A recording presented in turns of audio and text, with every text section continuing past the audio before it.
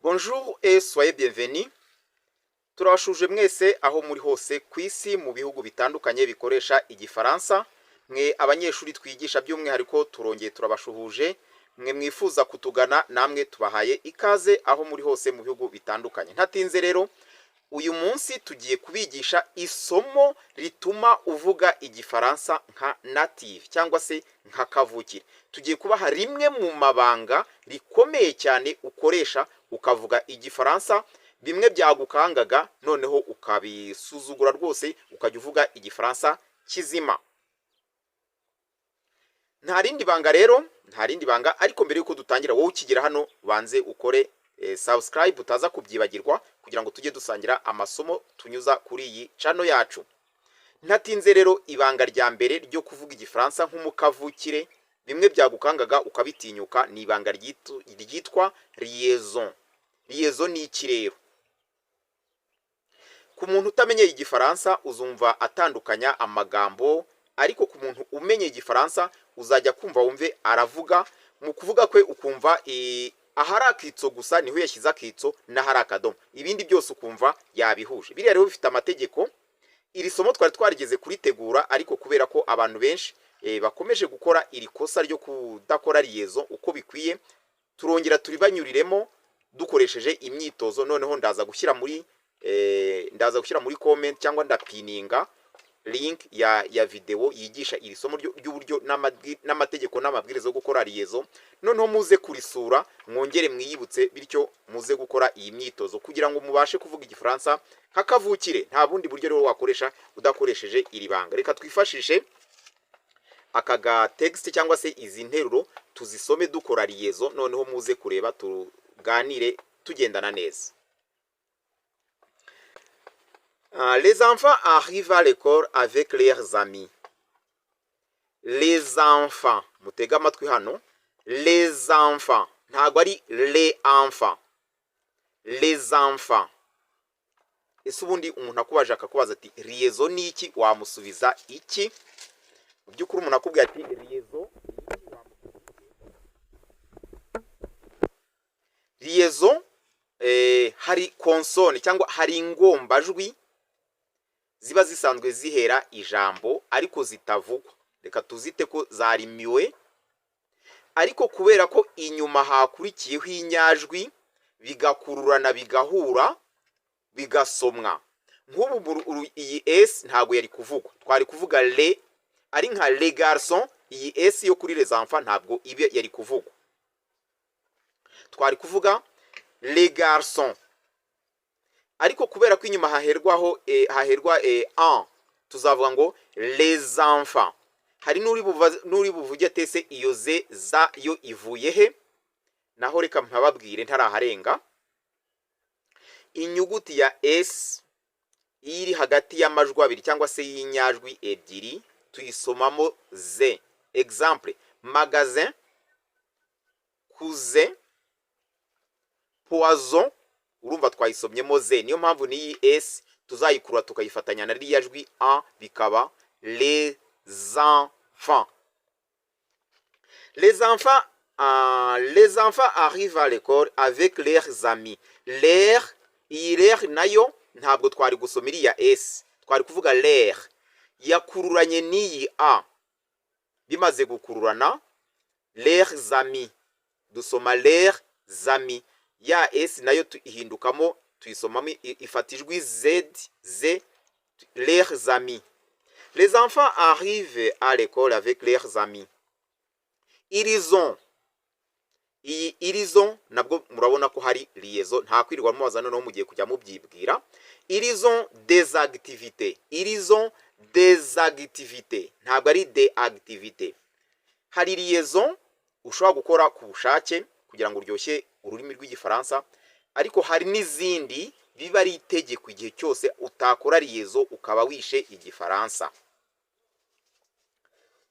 Ikindi iyo izi liaison utazikoze, utimenyereje nawe kuzisoma cyangwa mu kuzivuga uzikosora neza, ntabwo umufaransa ashobora kuvuga ngo umwumve, kuko bo bavuga banihuta. Ils sont réputés de parler très rapidement, ni ibintu byabo ni ihame. iyo utabyimenyereje rero ngo nawe aba ari ukuvuga nkabo, ntabwo ushobora kumva igifaransa, nta nubwo ukivuga neza. Niyo mpamvu buri uzumva, iyo utumva ntunavuga. Murabizi abantu bafite ubumuga bwo kutumva no kutavuga, muzabicunge. Iyo afite ubumuga bwo kutavuga burya ntiyumva. Iyo afite ubumuga bwo kutumva ntavuga. Biragendana rero. Kuvuga no kumva, niyo mpamvu mu gihe urimo kubyiga ugomba kubyigira hamwe. Imvumba z'amatwi zimenyera kumva, iyo zamaze kubyumva zirabivuga, cyangwa se iyo wabivuze n'undi ubivuze, kuko uba ufite ubushobozi bwo kubivuga, urabikurura ukabyumva. Niyo mpamvu uyu mwitozo rero ugomba kuwukora igihe cyose, ukajya usoma igifaransa nka ba kavukire. Les enfants arrivent à l'école avec leurs amis. Ils ont des activités intéressantes et ils écoutent attentivement. Ils écoutent, ntabwo bavuga ngo ils écoutent attentivement leurs professeurs. Nous avons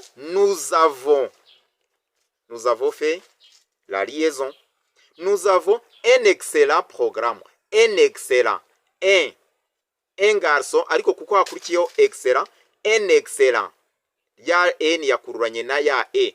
Nous avons un excellent programme pour apprendre le français.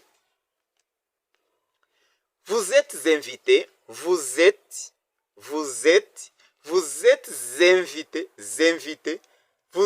invités à participer aux exercices. Oze X nayo iyo ihererwa ijambo tugakora liaison isomwamo nka Z, isomwa nka S nayo. Aux exercices. En Afrique, nabyo twabifatanyije byakururanye. En Afrique, de nombreux étudiants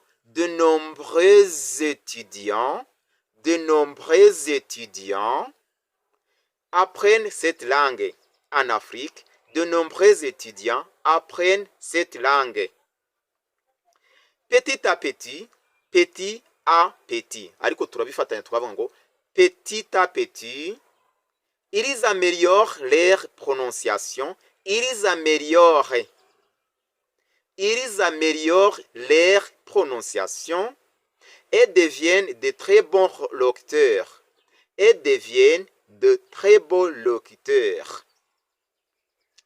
Tout est possible. Tout est. Urumva naho harimo liaison. Tout est possible. Tout est possible quand on travaille. Quand on ide ifatijwi te. Quand on travaille. Ntabwo tuvuga ngo quand on travaille. Oya, dufatijwi te. Quand on travaille. Cyangwa quand il arrive. Iyo aje. Quand il arrive. Tout est possible quand on travaille. Tout est possible quand on travaille avec motivation et persévérance. Ariko aka gatekste nako reka ngasobanure hataza kugira umuntu usigara atakumva. Les enfants arrivent à l'école avec leurs amis. Abana baza ku ishuri hamwe n'inshuti zabo. Ils ont des activités intéressantes et ils écoutent attentivement leurs professeurs. Ils ont des activités, bafite ibikorwa cyangwa se bafite ibyo gukora bishimishije, et ils écoutent attentivement, bakurikira kandi n'ubushishozi batarangara leurs professeurs, abarimu babigisha, abarimu babo. Nous avons un excellent programme, dufite programme yo ku rwego rwo hejuru, pour apprendre le français, kugira ngo wige cyangwa se kugira ngo bige neza igifaransa, kugira ngo bagifate. Dufite programme mbese yo ku rwego rwo hejuru, iri excellent. Vous êtes invités à participer aux exercices. Muba mugomba kwitabira gufatanya mu myitozo. En Afrique, muri Afrika, de nombreux étudiants apprennent cette langue. Abantu benshi bo muri université, étudiant umuntu biga muri université, abantu benshi bo muri université, abanyeshuri bo muri université biga uru rurimi. petit à petit, gake gake, petit à petit, ils améliorent leur prononciation. Baryoshya cyangwa se bakosora imivugire yabo. Leurs prononciations et deviennent de très bons locuteurs. Bakaba abantu beza. Un locuteur ni uwo muvugana ururimi. Bakaba abantu beza mbese mu kuvuga. Tout est possible. Byose birashoboka. Quand on travaille avec motivation. Iyo ukorana ubushake et persévérance n'umuhate. Murabona kuri aya magambo ahantu twagiye dushyira liaison. Aya mategeko tuzayabasora nubwo twayigishije. Mbibukijeho gato nk'inyuma ya article défini na indéfini. Liaison iba ari obligatoire. Les enfants. Un ami, un article, des étudiants, non obligatoire. Hagati ya pronom personnel avec les verbes, aho bishoboka nayo abari obligatoire. Iyo tuvuze ngo nous avons, ils améliorent, il ni ya verbe birafatana. Tuzagenda tubereka n'ahandi, niyo mpamvu nababwiye ko ndi bahe link aho nigishije rino somo mukaza kugerageza kubisubiramo. Les enfants, des amis,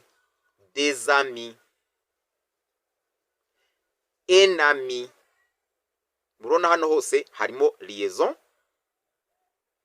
Mon ami, hagati ya adjective n'ijambo n'izina rikurikiyeho nabyo liaison iba ari obligatoire aho bishoboka. Cet enfant, petit enfant. Vous voyez, petit ni adjectif qualificatif.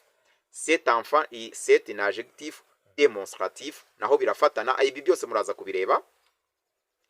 Ton ami, il a un adjectif possessif. Son ami.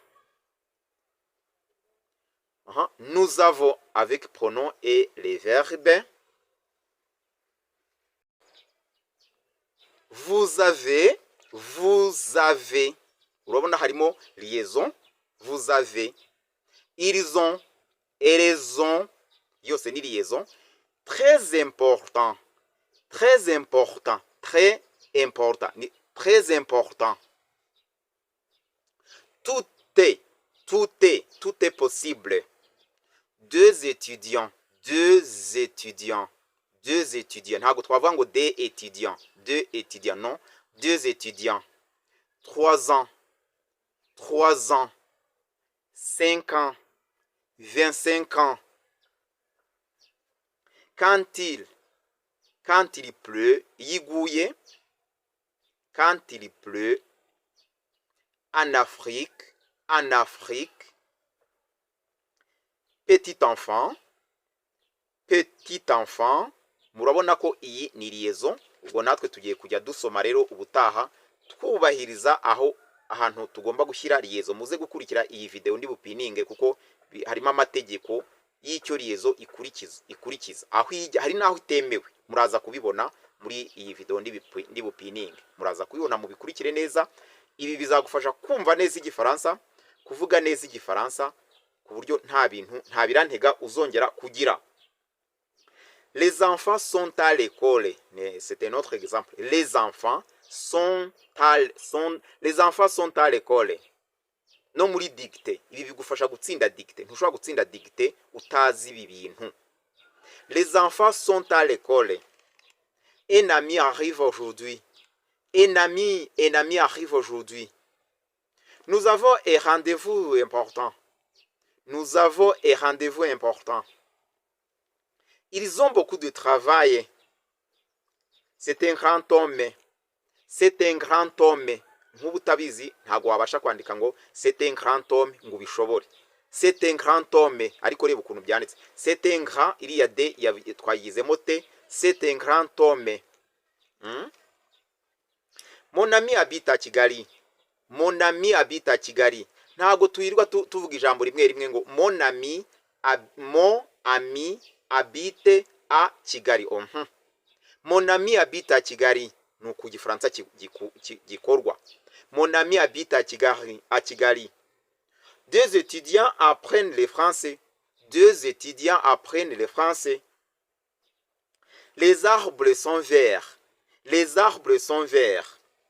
Très intéressant. Très intéressant. Tout est prêt pour les voyages. Tout est prêt pour les voyages. Buri kimwe kirateguye giteguriwe urugendo. En Afrique, il y a beaucoup d'écritures différentes. En Afrique, il y a beaucoup d'écritures différentes. Murabona ko ibi ni ibintu ubutaha tuzabaha texte irimo riyezo nyariyezo bifatana ku buryo dusoma dufatanya, noneho wowe tukaguha dicte tukareba ko ubasha kubyandika.